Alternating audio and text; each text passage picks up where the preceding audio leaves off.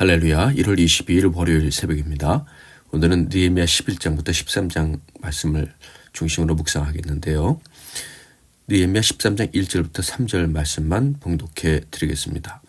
그날 모세의 책을 낭독하여 백성에게 들렸는데 그 책에 기록하기를 암몬 사람과 모압 사람은 영원히 하나님의 총회에 들어오지 못하리니 이는 그들이 양식과 물로 이스라엘 자손을 영접하지 아니하고 도리어 발람에게 뇌물을 주어 저주하게 하였습니다. 그러나 우리 하나님이 그 저주를 돌이켜 복이 되게 하셨다 하였는지라. 백성이 이 율법을 듣고 곧 섞인 무리를 이스라엘 가운데서 모두 분리하였느니라. 오늘은 특별한 영광보다 변함없는 매일이 중요하다. 특별한 영광보다 변함없는 매일이 중요하다라는 제목으로 하나님 말씀을 상고하겠습니다. 느헤미야서에 기록되어 있는 가장 영광스럽고 가장 기쁜 순간은 바로 재건된 성벽을 봉헌하는 봉헌식 순간이었습니다. 그것이 느헤미야 12장 27절부터 30절에 기록되어 있는데요.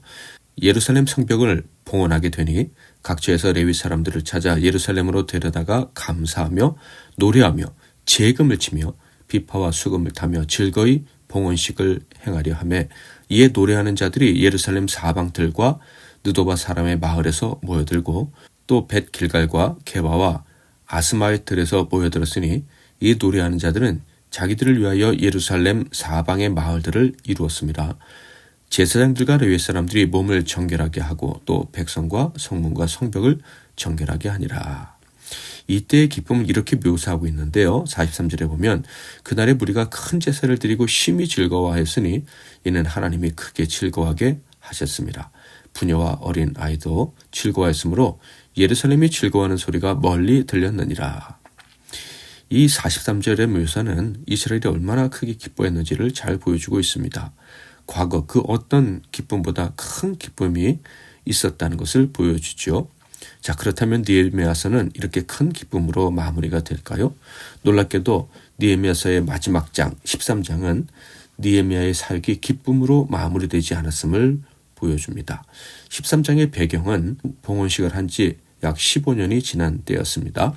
이때는 느헤미야가 예루살렘의 총독으로서 두 번째 임기를 시작한 때입니다.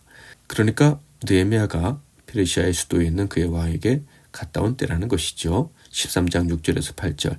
그때는 내가 예루살렘에 있지 아니하였느니라. 바벨론 왕 아닥사스다 32년에 내가 왕에게 나아갔다가 며칠 후에 왕에게 말미를 청하고 예루살렘에 이르러서야 엘리야십이 도비아를 위하여 하나님의 전 뜰에 방을 만든 악한 일을 안지라. 내가 심히 근심하여 도비아의 세간을 그 방 밖으로 다 내어 던지고. 참고로 한 가지 먼저 말씀을 드리면 페르시아 왕, 바사 왕이라고 불러야 되는데 바벨론 왕이라고 부르고 있어요. 이것은 앞에서도 여러 번 등장을 하게 되는데 실제로 이 페르시아 왕들은 자신을 바벨론 왕이라 부르기도 하고 또 그렇게 불려지는 것을 좋아했다고도 합니다. 그래서 바사 왕이라 불렀든지 혹은 바벨론 왕이라 불렀든지 역사적으로 볼 때 틀린 말은 아니다라는 것을 먼저 말씀드리고요. 계속해서 방금 읽은 6절에서 8절 말씀에 관하여 말씀을 드리자면 왕에게 갔다 온 느헤미야가 몹시도 분노했고 또 하나님 앞에서 두려워했다는 이야기를 하고 있습니다. 그 이유가 무엇입니까? 바로 예전에 그들이 지었던 죄악이 또다시 반복되고 있다는 것을 발견했기 때문이죠.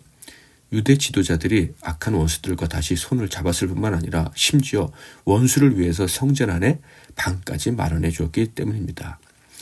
이스라엘의 가장 큰 기쁨이 임했던 날 영광스러운 봉헌식 때 느헤미야가 한 일 중에 중요한 일이 무엇이었습니까? 13장 3절에 보면 백성이 이 율법을 듣고 곧 섞인 무리를 이스라엘 가운데서 모두 분리하였느니라. 섞여 사는 무리를 쫓아냈다는 거예요. 곧 우상 숭배자들을 거룩한 믿음의 무리에서 구별해 내었다라는 거예요. 섞여 사는 무리들로 인해서 신앙이 변질되면 이 기쁨이 오래갈 수 없다는 것을 잘 알았기 때문이죠. 이 섞여 사는 무리들 때문에 자신의 민족이 겪은 슬픔이 얼마나 크고 그 고통이 오랫동안 이어졌는지를 잘 알고 있었기 때문입니다. 그런데 15년밖에 되지 않았는데 그 악한 무리가 다시 섞여버린 거예요. 유대 공동체 내로 들어온 것입니다. 심지어 신앙의 중심, 곧 주님의 성전 안에 또아리를 틀고 앉아 있었던 거예요.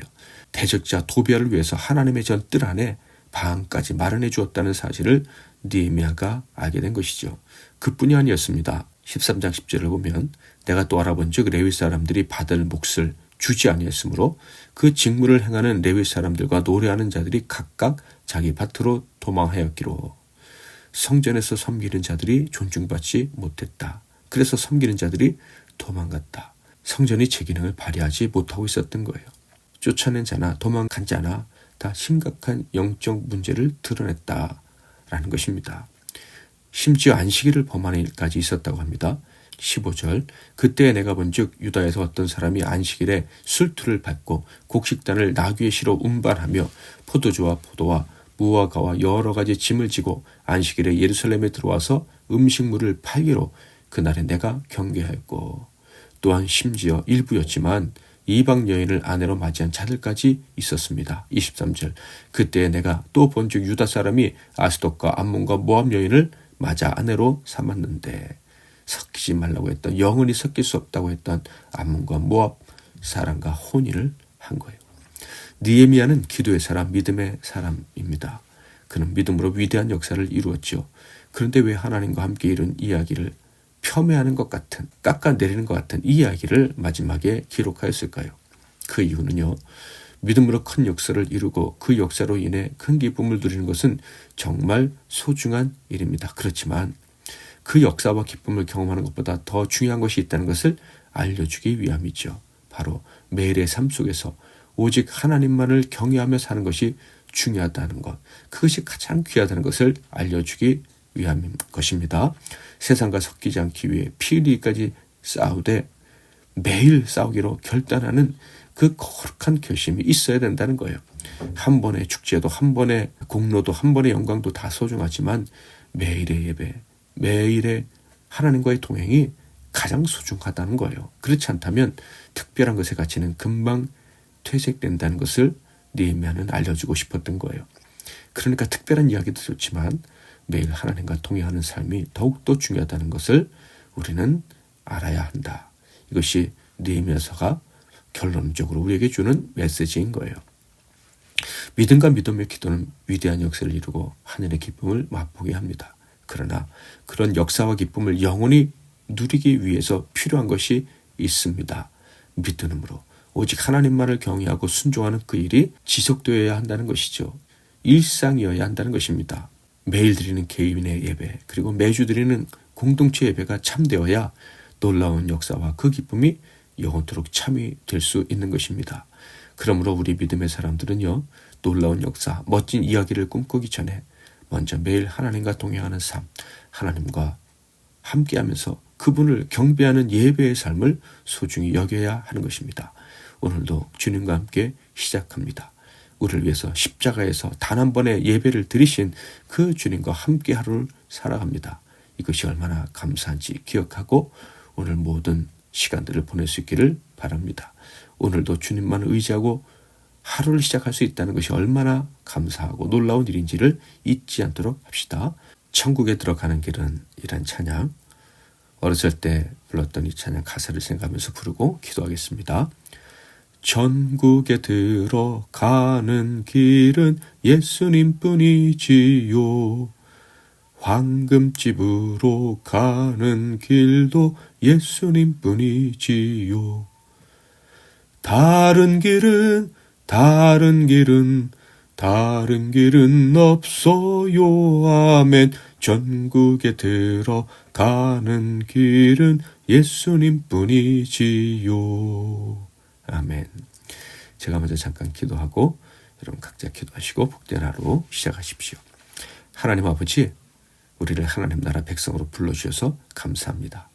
어떤 값을 치르더라도 그 하나님 나라에 거하며 그 나라의 복을 누리겠다는 결심으로 오늘 하루도 살아가게 하시니 감사합니다. 그 나라를 위해 살게 하셨을 뿐만 아니라 그 나라의 혜택을 마음껏 누리게 하심도 감사합니다. 평생 이 나라에 더러운 것들이 섞여 들어오지 못하도록 깨어 방비하며 살아가는 우리 모두가 되게 하옵소서. 오늘도 우리의 마음을 청결하게 하시고 영적 감각이 살아있게 하셔서 매 순간 우리의 일상이 오직 하나님의 은혜를 기억하고 그 하나님의 나라의 법을 생각하며 그의 나라의 백성답게 살아가는 그런 시간들이 되게 하옵소서. 예수 그리스도 이름으로 기도하옵나이다. 아멘.